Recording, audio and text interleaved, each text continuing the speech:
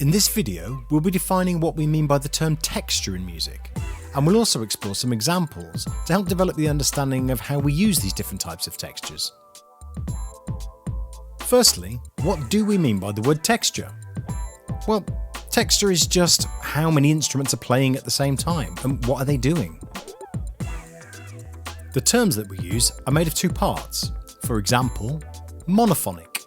Mono just means one, and phonic means sound. So monophonic music has one sound. Great, so let's delve a little deeper into monophonic music. This really just means one melody being played by itself. That melody doesn't have to be played on one instrument. It could be multiple instruments or voices singing it, but it's just the one tune. And it could be in different octaves, but it's just one tune. Let's hear an example. Here we are, here we stand.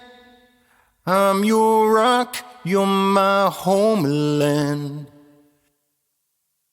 The only slightly tricky thing when trying to identify monophonic music is that there might be a drum beat there. But because the drums aren't playing any note pitches, they're not really playing a tune. So it's still monophonic. Let's have a listen to that. The drum beat playing. A single voice singing. Here we are, here we stand. I'm your rock, you're my homeland. And a whistle an octave above. Here we are, here we stand. I'm your rock, you're my homeland. And a guitar playing an octave below. Here we are, here we stand. I'm your rock, you're my homeland. It's still the same tune, so it's all monophonic. Homophonic music. Most pop music that we listen to will be classed as homophonic music.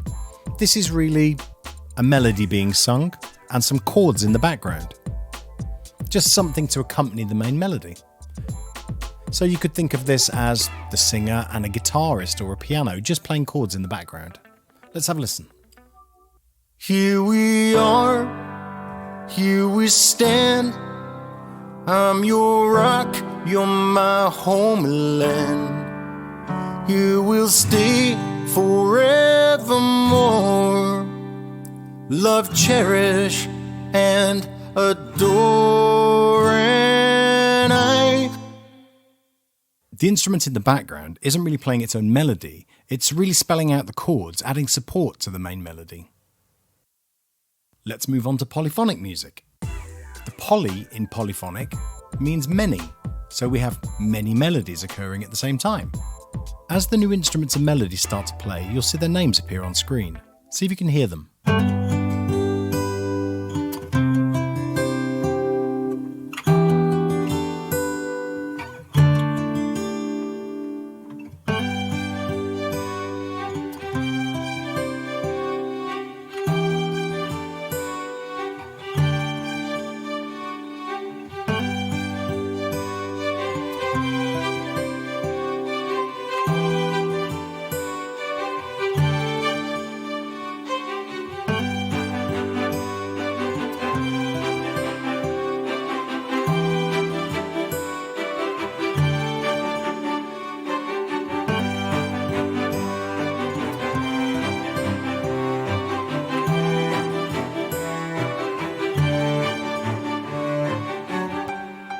Maybe let's go a little overkill here and add lots and lots and lots of layers. Some homophonic, some polyphonic. Here we are, here we stand. I'm your rock, you're my homeland. Here we'll stay forevermore. Love, cherish, and adore. Through the madness, I will pull you through, and I will chase away the sadness.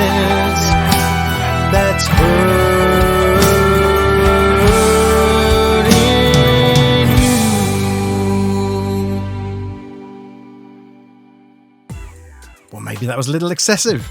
We had up to 14 instruments playing there, and at any given moment there were about 7 different melodies going on, plus the homophonic layers. With a texture this thick, that's a lot of melodies to keep track of, but if you do it well, you can make it work. And lastly, let's look at heterophonic music. With heterophonic music, we'll have 2 or more versions of the same melody being performed at the same time, but they may have slightly different variations. In this example, we hear the lead vocal singing as we already know, but we'll hear 2 different acoustic guitars, one on the left and one on the right, playing their own little variations, and we'll also have a whistle doing its own interpretation too. Here we are, here we stand, I'm your rock, you're my homeland. You will stay forevermore, love, cherish, and adore.